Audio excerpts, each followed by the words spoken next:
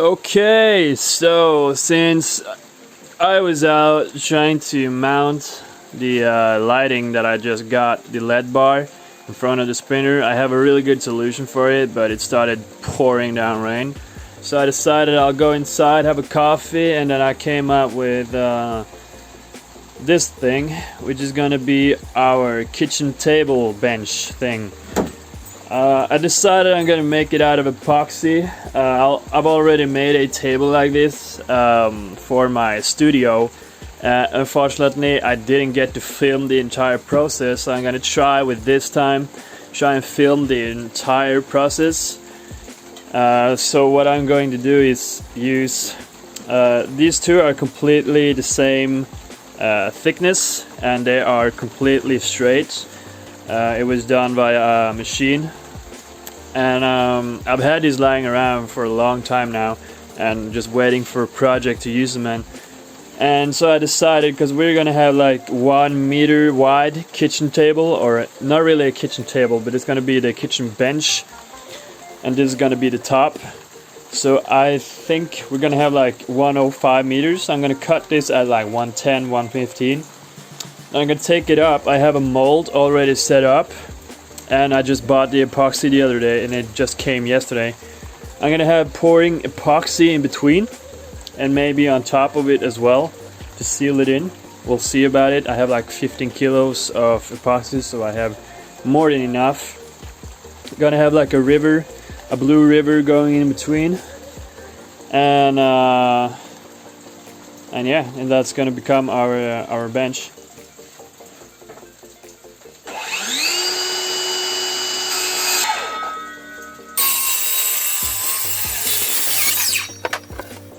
This is the beginning of our bench.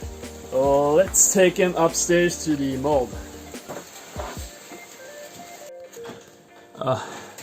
So this is the mold.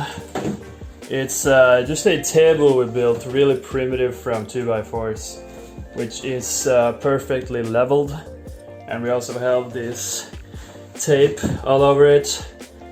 We used MDF as the plate for the table, and we taped it so that when the epoxy, if it pours out, touches the tape, it will be really easy for us to rip out the epoxy from the table without it staying stuck in the table, so that when we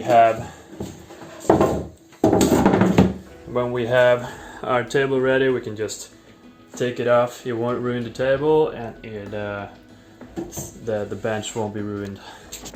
Now we just need to clean the mold, because it's full of residue from the old project, which I'll show you now, by the way. It's really messy in here right now though, but this is my studio table that I made. I even just put a LED stripes underneath it, just so that it shines through the blue epoxy and gives a really nice glow. Pro tip for laminating with epoxy: make sure that your environment is super clean. Like, vacuum any dust, try and remove everything, especially on the mold itself. You do not want anything flying up and going into your epoxy while you're laminating. So make sure, if you're going to do this at home, first of all, that you have a good mold. I made the mistake of using a shitty mold when I first tried an epoxy in my studio table, and ended up using a lot more epoxy than I needed just to fix the errors. It was a nightmare. I used 3 months just to finish it. So make sure you make a good ass mold, straight, it's super level. Make sure it has no leaks. Any little leak will ruin your project. You will waste your epoxy. It's really expensive. Don't do it. Make sure it's nice and tight. Use tape to cover up any places where there could be potentially a leak. Use good tape, and make sure it's clean. So before I even start thinking about bringing up the epoxy, I need to figure out what width I need. And the width of the table, or the bench top, is going to be about 50 centimeters plus. I need about, I'm guessing about 60 centimeters in width across this way.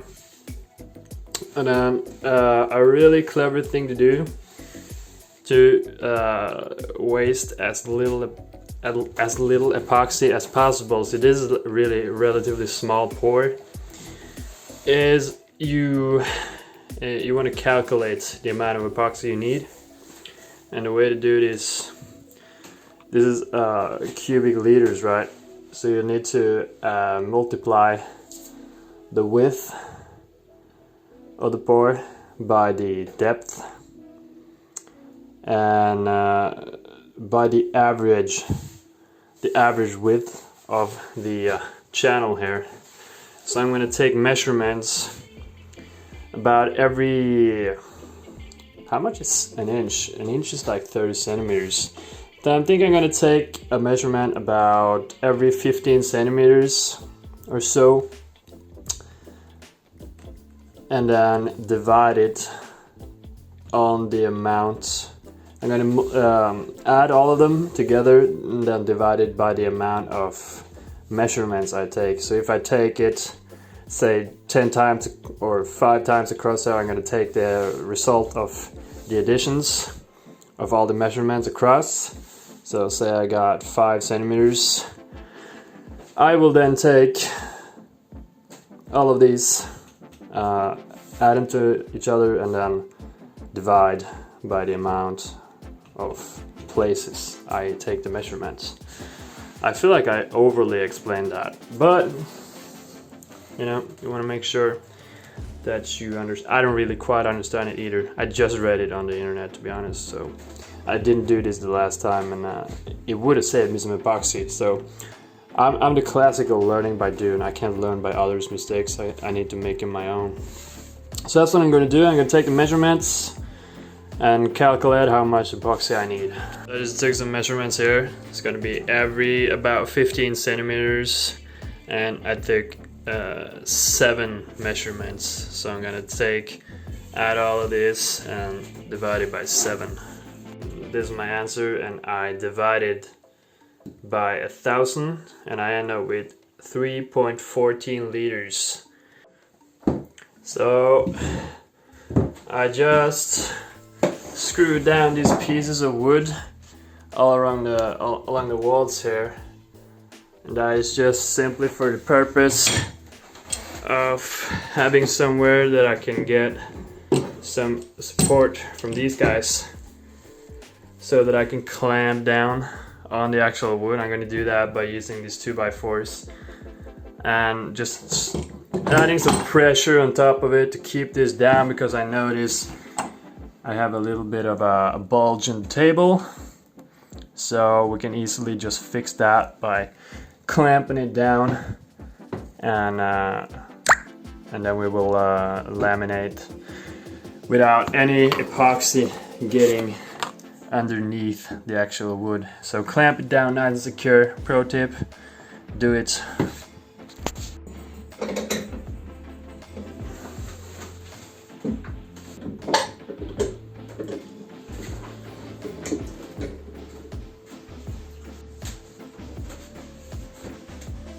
What is up? It's the day after I ran out of storage on my phone, so I had to call it quits.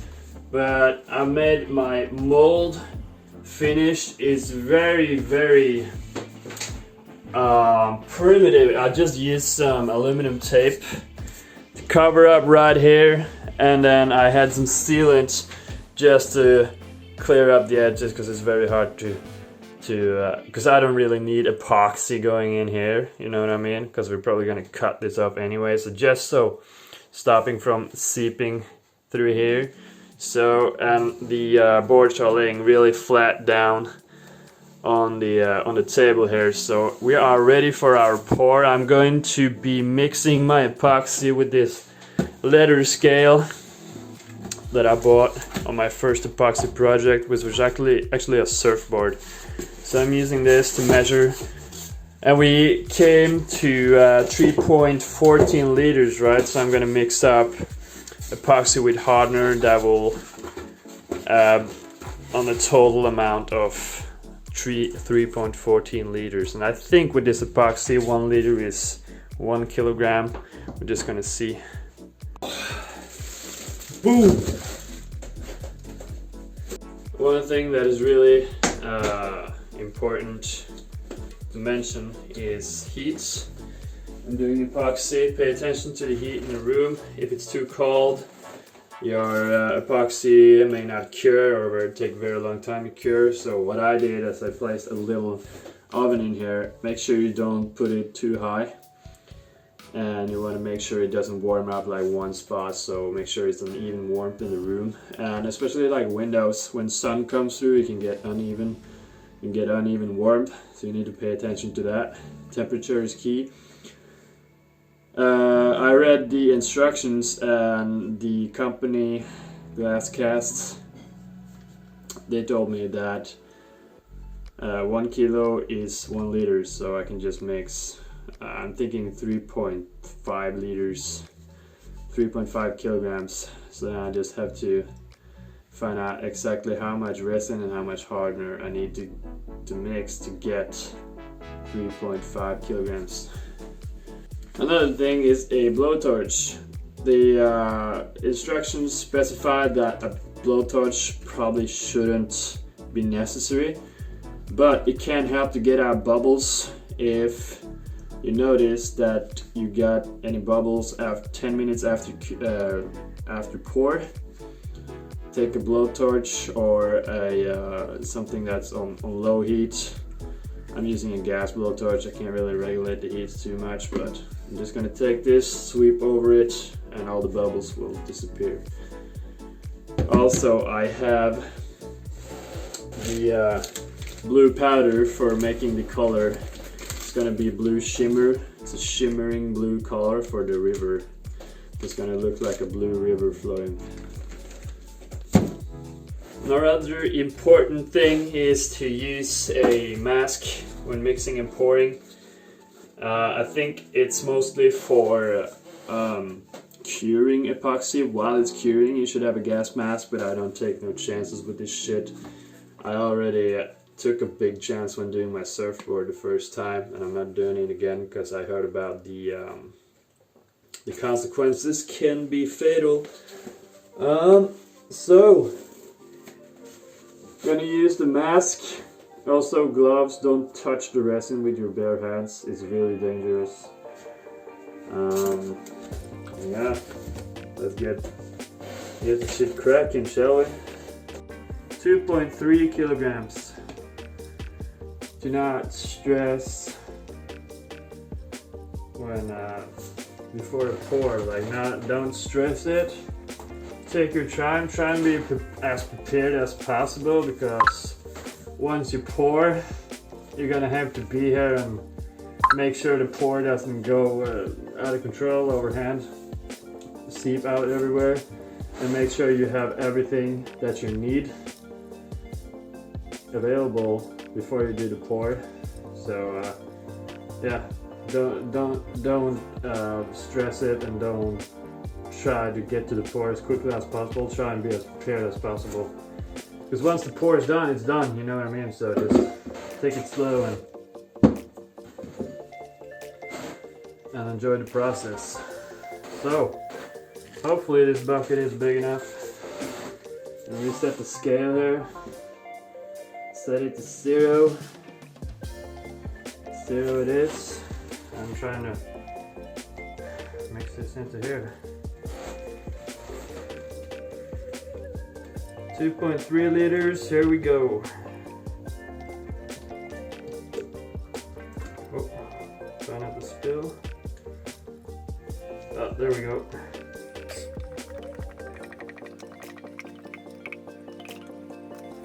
There we go, 3.5 liters. Now we're just gonna mix in our blue shimmering essence. Then we are ready for the pour. It's a lot of fucking epoxy. I hope I didn't mix way too much. Or it's gonna be a big old waste. Holy shit. If it's way too much, I really hope my calculations are right. Because if I have mixed way too much, then I'll need to make another mold. Hopefully I didn't fuck up. Alright. Oh, that's a lot.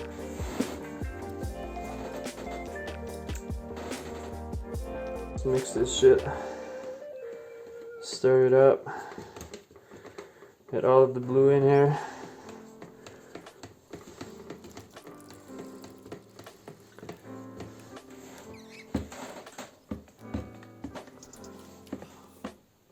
That's more than enough. Mixing. I'm gonna let it sit. Alright, the moment has come and we are ready to pour. Let's see if I can get a good angle with the camera right now.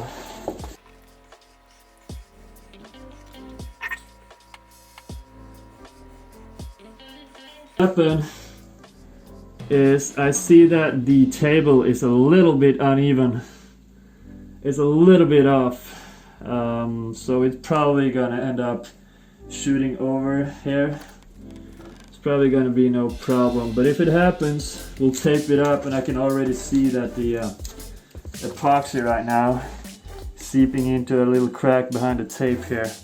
Kind of expected it to happen a little bit, but I'm gonna try and tape it up a little bit better, and we'll just see what happens.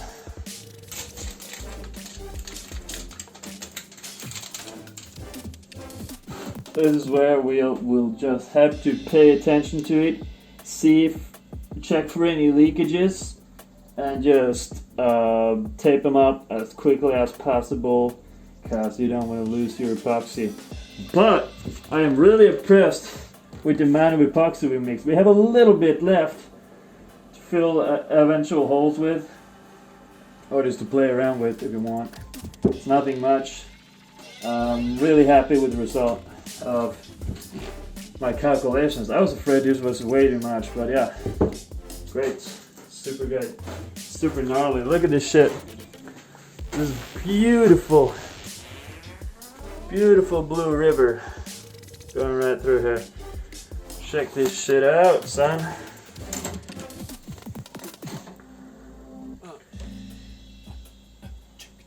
Just found a little bit of a leakage. It came seeping through behind here and out here, so I just taped up a lot better right now, and hopefully it will stay in. But this shit always happens, man. No matter how good you think you prepared, but I didn't really prepare really fucking good. It's just tape, but usually it actually holds up. So I did it very simple. Hopefully it holds up. You can see it going a little bit on top of the wood here. But yeah, it's really nice, close to the edge, pretty much on the edge, right over here.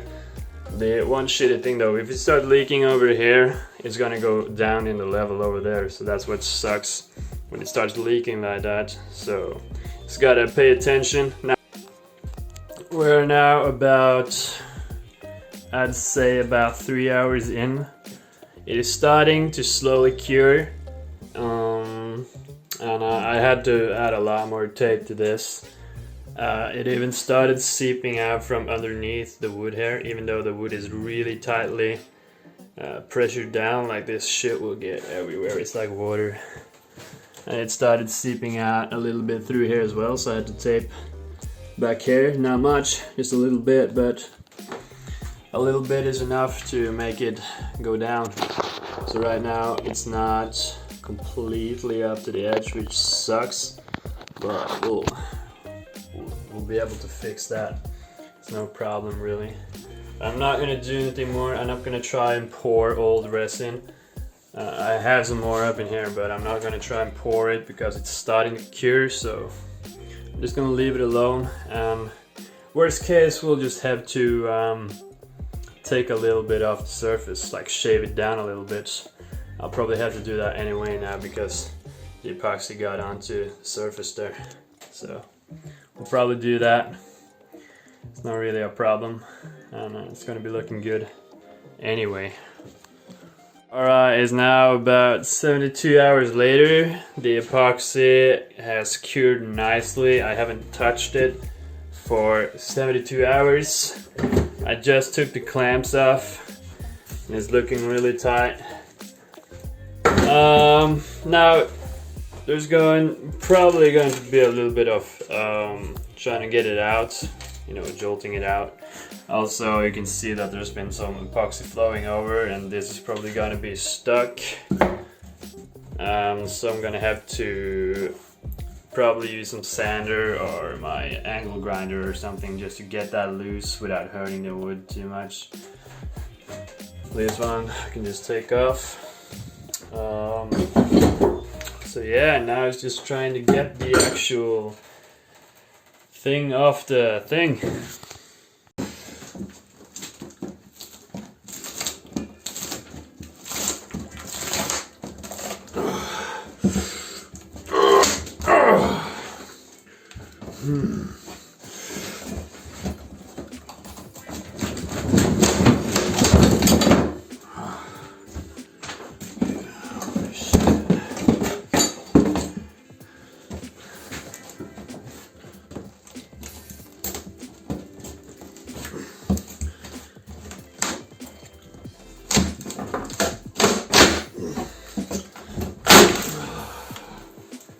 There we go, man. Clean. And we didn't even break it. That is beautiful. Check out how it looks from the underside. There's been a lot of epoxy seeping underneath it. Maybe we'll actually use that side for the top. We'll see.